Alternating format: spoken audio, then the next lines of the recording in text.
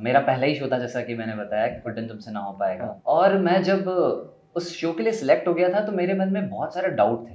जैसे for example मैं अपने अराउंड बहुत सारे एक्टर्स को ऑब्जर्व करता था, तो मुझे लगता था यार ये दिखने में अच्छे सुंदर हैं, गोरे चिट्टे हैं, मस्कुलर हैं, हाँ। और वेल बिल्ट है, मतलब जो एक सीरियल में जैसी पर्सनैलिटी देखी जाती है वैसे लोग हैं। बिल्कुल। बट जब मेरा सिलेक्शन हो गया तो मैं बहुत दुबला था और मैं टोटली अपोजिट था। तो जब मेरा सिलेक्शन हुआ तो मेरे मन में बहुत सारे डाउट थे कि यार कैसे हो गया। तब मेरे मन में एक थॉट था कि यार अगर ये चीज़ मुझ तक आई है तो ये भगवान का एक सिग्नल है मेरे लिए।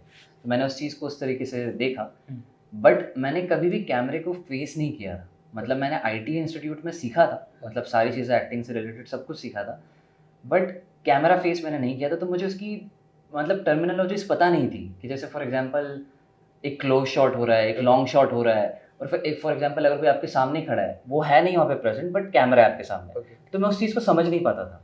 मेरे लिए काफ़ी डिफिकल्ट हो गया था। और एक बड़ा शो जी टीवी का जो कि उस टाइम पे काफ़ी हिट था, तब जब मैं वहाँ पर शूट कर रहा था तो डायरेक्टर सर मुझसे बहुत ज़्यादा नाखुश थे इनिशियली, क्योंकि जैसी परफॉर्मेंस वो मुझसे चाह रहे थे मैं उन्हें डिलीवर नहीं कर पाया था।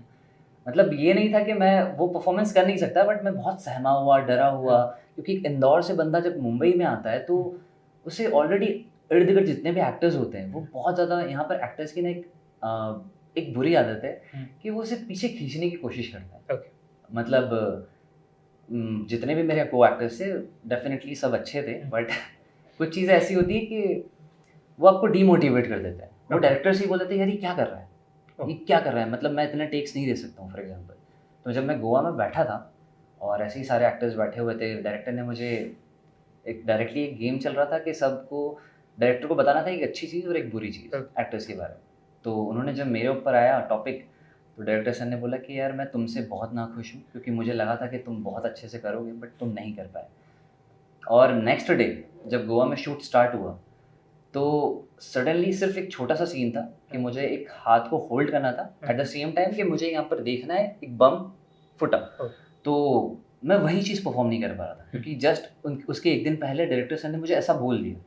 और मैं ये बताना चाहूँगा कि मैं उस दिन जब सर ने मुझे बोला तो मैं अपने रूम में जाके बहुत रोया था।